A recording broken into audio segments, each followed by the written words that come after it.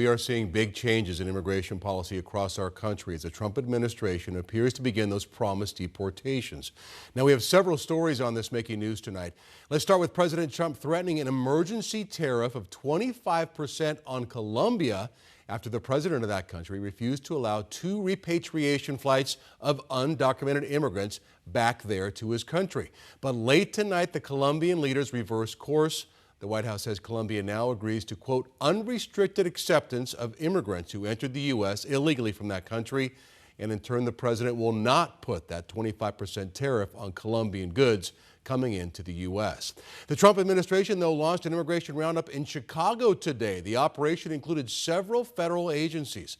An unknown number of people were picked up by ICE and other agencies. And in a statement, ICE confirmed what it calls, quote, enhanced targeted operations. They say the goal of the operation is to enforce immigration law and preserve public safety. People gathering here in the Valley tonight to protest these immigration roundups. 12 News journalist Gabriela Becerra, the 75th Avenue and Encanto. There was a protest going on there for hours. I understand it is breaking up a bit, Gabby, but what happened out there?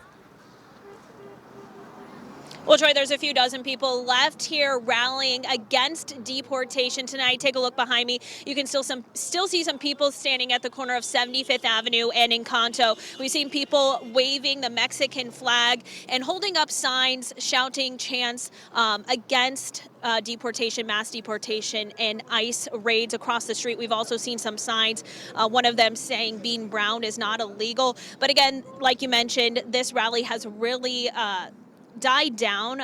Just a few minutes ago, this entire intersection was closed off by police. You couldn't drive up or down 75th Avenue, but in the last 5 minutes, they all left. When they were here, we did see some police in riot gear. Just as a precaution, we are told by Phoenix police that there was some street racing in the area earlier. One person here out at the rally tells us that some cars were doing donuts in the middle of the street. Some people were setting off fireworks. But over to our left in the Target parking lot, you can still see those police officers are standing by just in case things get rowdy or out of control.